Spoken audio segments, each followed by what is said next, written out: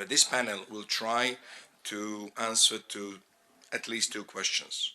Can corporates invest sustainably in startups, and can they be the spin-offs of the corporate? And second, how startup investments can be mutually beneficial for shareholders of the company and for the wider society, including employees. And I have a great pleasure to announce a moderator, Michael O'Connor, who is a CEO of Corkbic from Ireland. And Cork and Michael will host an event in June done by IBAN, and I'm promoting you to go. So Michael, welcome, the floor is yours. Amy Yoshida, former VP of Goldman Sachs Japan, apparently not here, and we didn't have that info, sorry. Etienne Quadiodo, GM of Francophone West Africa Main One, Côte d'Ivoire, bienvenue. And of course, last but not least, as always, Pongratz Ferenc, GM of Innovation at Tunzgrum Group, Hungary. Gentlemen, the floor is yours. You have 30 minutes, which mean we will have to end at 4:25. I will give the sign. Thank you. Okay, thank you. Thank you for the introduction. We want to, it's the tough time of the day, so we want to, if we can, liven this a little bit with my two panelists, all male, I'm afraid. So we are in a disadvantage from the start, but we'll rely on pressure and innovation to keep us going. So the subject area today is kind of interesting, and it's up the edge. It's around corporations.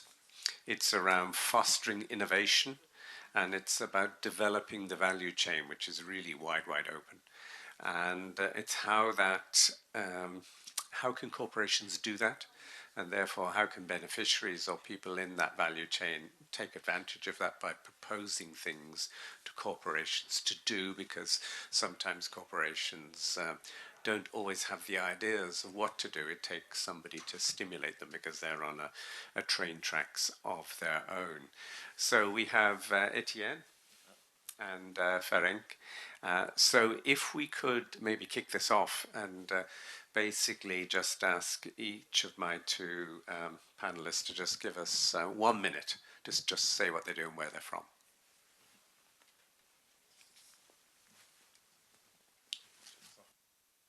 Okay, thank you. So my name is Etienne Quadio.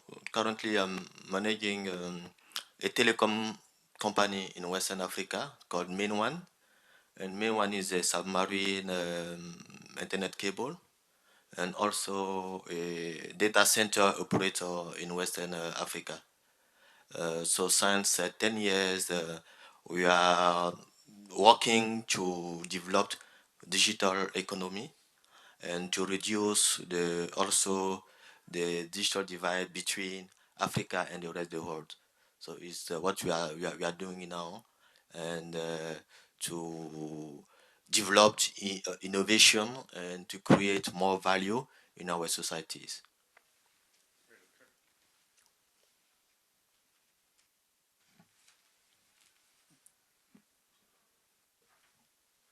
Critical asset subsea fiber optic cable producing connectivity. I know a little bit about that, but Ferenc.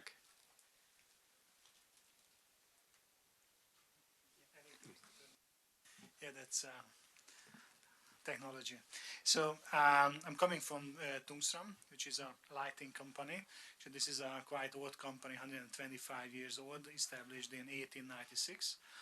And it's one of the big innovators of the lighting industry. So actually our company was the first who built a light bulb with tungsten wire and did many innovations over the decades. It was established in Hungary, and in 1989 it was acquired by GE General Electric, so it became part of General Electric, and it was basically the lighting division of GE. And 2 years ago, there was a management buyout.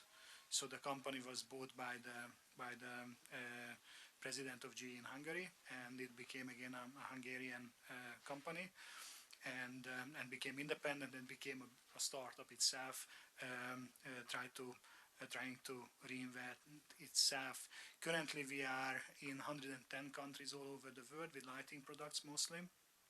We have 4,000 employees, and we have something like 22 subsidiaries all over the world. We are one of the few manufacturers who are providing lighting for car manufacturers. There is only 3 in the world in this area, and then one of the leading street lighting companies. My role is bringing new products and services into the company.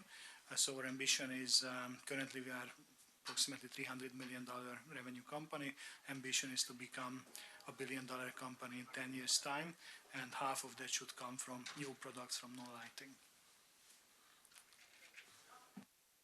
Thank you, Frank. So the critical area here is fostering innovation, not necessarily within our own corporate businesses, but with businesses outside and people we know and ideas we have based on our experiential learning of life.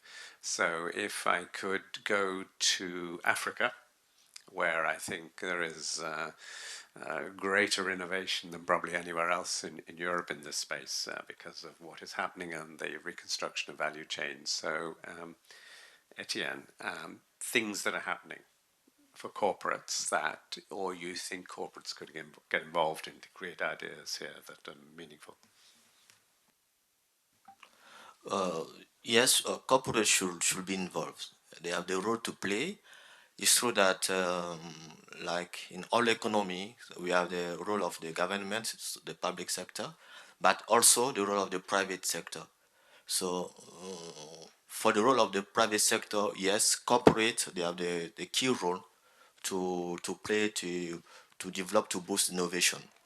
And to take the case of meanwhile what we are doing in Western Africa, as you know, the fuel to drive innovation currently is internet. And in our region, we have a big leg in terms of connectivity. When we compare the connectivity rate in Western Africa compared to the rest of the world, the connectivity rate is still low in Africa. So the first investment of MainOne was to build the submarine cable which linked Africa to Europe, so Lagos to London. So based on that infrastructure, okay, currently we offer broadband connectivity to countries. We are connecting 10 countries currently in Africa with that infrastructure. And as you know, when there is internet, people, corporate, they developed content. So content also is the main thing of digital economy. So when there are content, yes, you need data center to host content. Meanwhile, we built the biggest data center in Western Africa, okay, to help people, to help corporate, but all the sector to get the infrastructure that they need to host the content locally. Because in the past, most of the corporate or people in Africa, they host their content outside in other platform.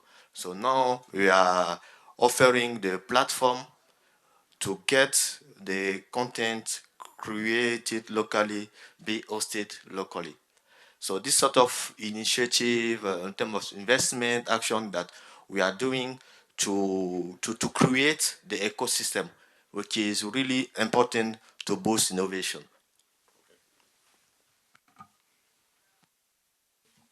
Frank, what is happening, not necessarily in your own company, but in your knowledge of what goes on in the community and across wider Europe, Frank? What ideas have you got?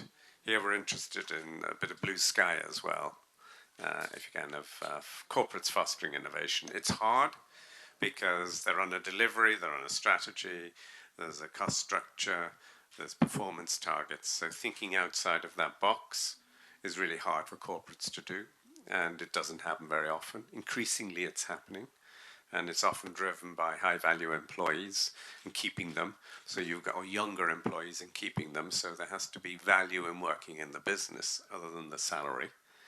And therefore, when one guy leaves and one girl leaves, many leave.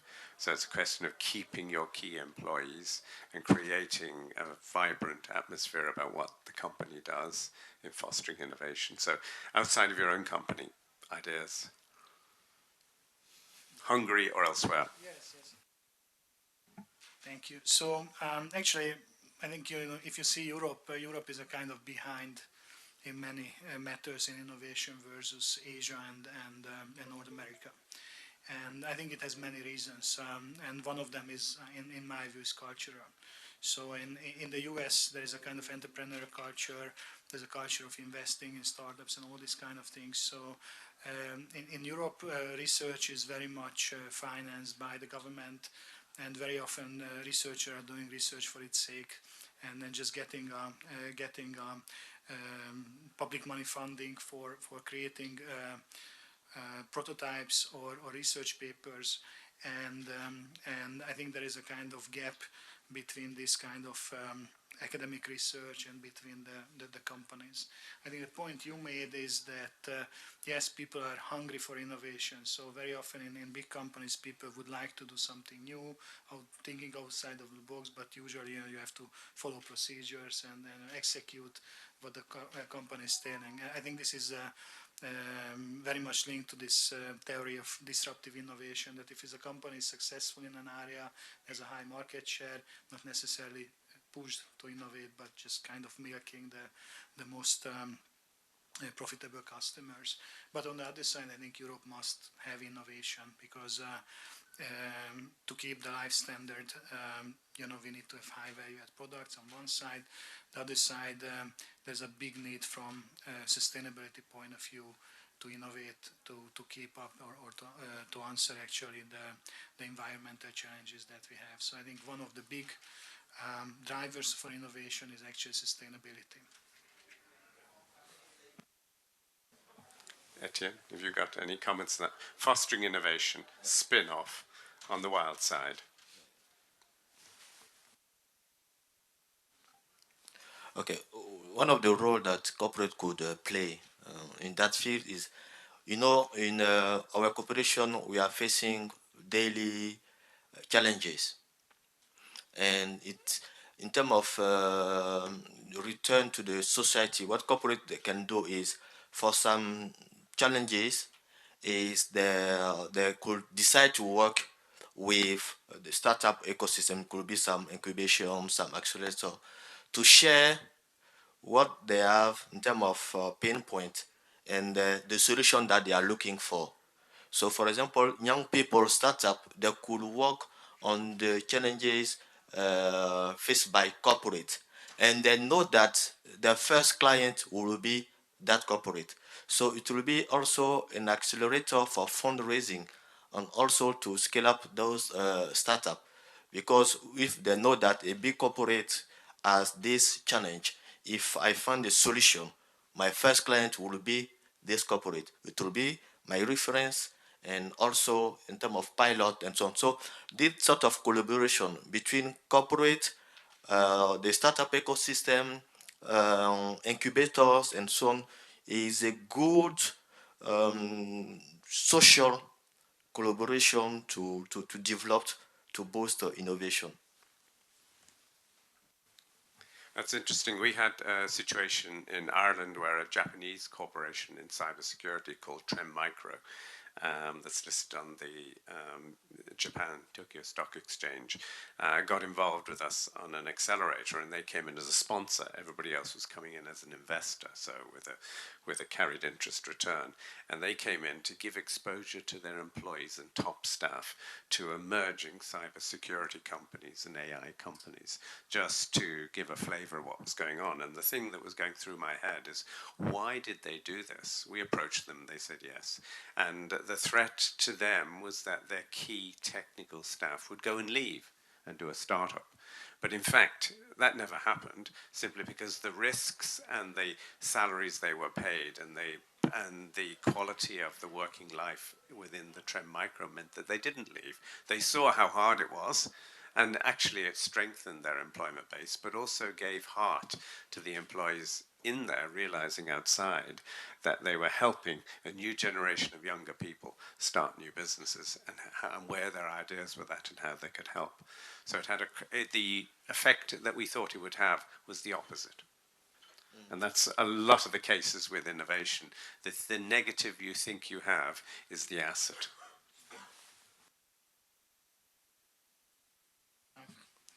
Yeah, so I think this is really exciting. I do believe that you know, people are driving innovation, so it's a very human thing. In our company, and I don't want to talk too much about the company, but you know, the way we are thinking, we're actually doing spin-offs, and depending on the stage of the ideas, we are putting many of the ideas actually outside of the company and trying to find external financing and creating own startups basically for early stage ideas. It has multiple reasons.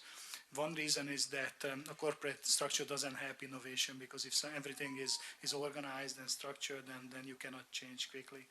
And the other is actually financial, because there's a different financing model needed for a high risk kind of activity than for a kind of continuous operation, different risk management and all these kind of things. So I believe that the right way is depending on the phase of an innovation. So the earlier phase, most probably some public money should go into it, like base research and high risk early phase research activities. And later on, it's more like a startup type of activity with venture capital, again, high risk and high speed and high flexibility. And then when you scale up, then the rigor should come, and then a corporate structure is most probably more suitable. And on the other side, we also work with scale-ups, where the companies have created an idea, but they need a corporate structure actually to go to international market, or a solid production base, where quality assurance is coming into the picture, brand is coming into the picture. Then most probably a rigid corporate structure helps companies to scale up their successful innovation. Etienne, any ideas of how not just your own corporation, but things that will be happening in West Africa and the Ivory Coast and other republics there, how there are innovations that are linked to corporate interventions, or not, as the case may be, but are forcing corporate interventions that are hitting the jackpot? The ecosystem in Western Africa, you know, in our economy, currently the big player is the government. They are governments, so it's public fund and so on. But for corporate, what we are trying to do is to let corporate help government to work together like a teamwork, to get some initiative on the market, and to develop innovation and so on. So there are some, we have a big association there, corporate association, which work with the government on some initiative for youth, for women empowerment and so on. But this is the general case. In terms of specific case, what corporates that they can do, we know that currently most of young people, employees, they would like to be entrepreneur. They would like to get their own startup and so on. Sometimes inside the corporate, there are some employees who like to be entrepreneur. So instead of let them look for other partners and found the corporate, they could create this culture of they call it intra entrepreneurship. So those inside who would like to create their own enterprise and so on, why create a room, let them get a room to develop the idea, and the corporate could help them to launch the idea, the enterprise. So there are two part of actions. The action that we can do inside with our people, and how we could encourage all the ecosystem to boost the innovation, because at the end the corporate will be the most, they will benefit more from the innovation, because when they have a good service, a good product, and so on, the return will be for the corporate ecosystem first. So it is also benefit to participate at the development outside, but also inside, how we could take profit from the innovative mindset of our people.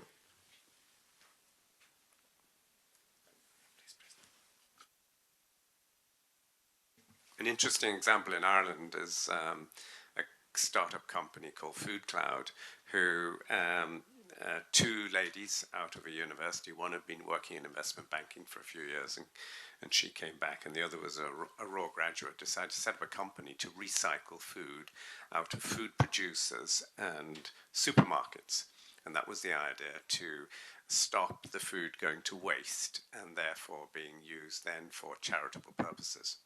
So they started to approach the companies, initially not very sophisticatedly, with a van, taking the food from one store at a certain time of night and then taking it down to the local charity or homeless shelter for people. But then started to put structure on that. And then it got bigger and bigger and bigger, because they were saving the corporates money, as well as because the corporates were paying for that food to go into a tip in the ground, and it wasn't very environmentally friendly anyway. And so they started to build this, and the corporations major food corporations were encouraging them and giving them support and technical support and everything else. And so they started building an IT system to do this. And now they've got an IT system that drives it. The charities are registered. The suppliers of food are registered. An email goes out at a certain time of night, and the food is prepared to go. This is cold food, in a cold or frozen food, in a major food store. And they would collect it. They'd know the amount, and therefore they would know how much tonnage or how much vans they should send. And they take that, and then the charities bid for it. It's free. And then they started charging. This was our idea, to charge the supermarkets for the service. So it's a monthly recurring service based on scale. And now it's an operation. They've got coal stores. They've got 20 vans and trucks on the road. They do it in zones. It's all mapped. The charities know when they're getting the food. It's fairly regular what the waste food is. And now they're spread across Ireland and the UK doing this. And the major corporations, the major food corporations, are totally bought into this business. And it's still not monetized, which is remarkable. It was set up not set up as a business, as a charity operation, and yet the corporations are funding it, because it's in a bizarre setting. That's just an example. There's something, and it's a supply chain game. So taking the supply chain, looking into that, things that can restructure supply chains in order to create a social impact, and therefore give an incentive for the corporation to get involved in this. And this really benefits employee loyalty and commitment to the company if the corporation can do this. Yeah, so actually I don't know what the question is, but that's a nice example. Yes, so yeah, I think it's a good example for a value chain innovations. Actually, I have so many ideas, what to do with food that is otherwise would have been wasted. But I never heard such a model, so I think it's more like really a value chain innovation, rethinking, the way that things are working. So overall, I think that's a very important part of the innovation, to have a kind of business model of value chain innovation. So very often people are thinking about innovation as a product or service innovation. But in fact, I think very often the real innovation is in the business model or in the value chain. And there are some techniques to do that. My experience is, at least in my environment, is that most of the people are very strong in technical skills. So there are many technical ideas how to make a better product, better performance product, and so on and so on. But they don't really think about how do you do it to the market, what is the real need of the society or of the people. And I think that's an area where we need a lot of work to let's say spread the word around how do you put your idea to the market. So not to say that okay, here is a good product that I believe is good for me and that convince the world that buy it from me, but the other way around, that what are the real issues around the world, sustainability, food security, and so on, and find a solution for that in a way that is from business point of view sustainable as well. So I like the story very much, that it is sustainable financially as well. And this is very often something that is lacking in the innovation. The people are just coming and say, okay, give me an investment and I'm going to make a great product, and people would love it, but they never ask the people if they really need that. So Etienne, the value chain and how it could be restructured for corporate good and innovation, and how you've seen it happen in areas where people change it a little bit or somebody jumps on it to create value for the community or for the locality.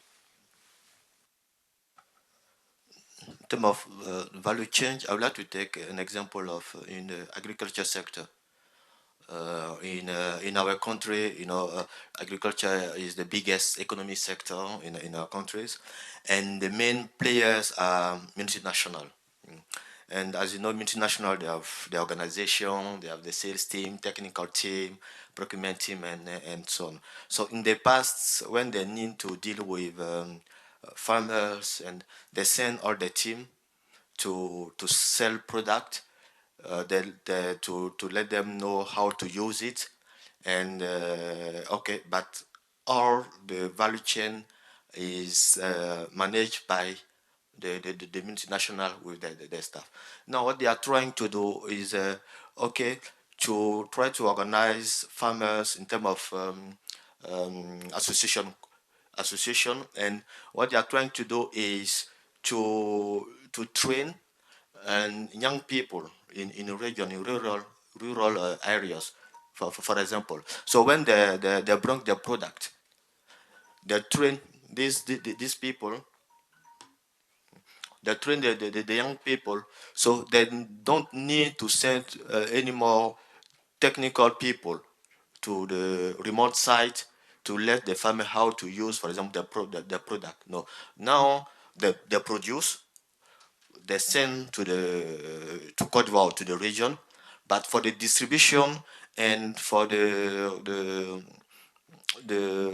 use of the product, there they work with the young people on field. So it is a community, it's like community business.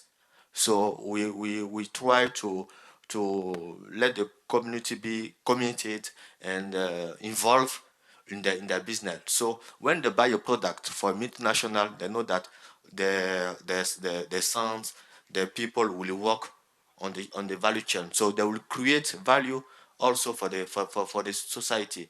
So that means that there is a win-win association, business partnership between multinational and local communities. So this is something could change the value chain and the impact on the society. We'll just move to a question or two and then wrap. No, no time. Okay. So just ask two gentlemen here to sign off. 2 words of this area. Where's it going? Well, so I think if you don't innovate, you don't gonna survive, basically. This is what we are trying to do as well, and that's why we're working with startups as well, like many of the players here in the room. So thank you for the invitation, and that's it. Thank you. And Etienne, just sign off. The benefit of innovation is for all the society. So also for corporates, we need, when we are working on the long-term, middle-term plan strategy. We need to also find out the solution that we can also share with the society to boost innovation. So thank you for this topic. I think that we are talking about sustainability and social justice. So this is something that corporate they are doing, and they need to push more for more return on the society. Thank you, Etienne. And Michael O'Connor here. I'll sign off with just one comment. There was a major corporation in Ireland, part of Dell now, and it couldn't hire really seasoned employees. And so what it did was to go to the unemployed market and do psychological testing in its interview process of the unemployed. And those were often foreign people that had come to Ireland. And it found out the skills required that they couldn't hire locally were with these people. They weren't technically trained, but they had the mind, the offbeat mindset skills in order to work in virtual computing and cybersecurity. And so it hired these guys, these people, boys and girls, and it employed them for 6 months and trained them, and they became managers of groups within the organization that they couldn't hire elsewhere. And they were unemployed prior to that with no technical skills. So this is an example, and they sold this around the world, but the corporation couldn't grapple with it.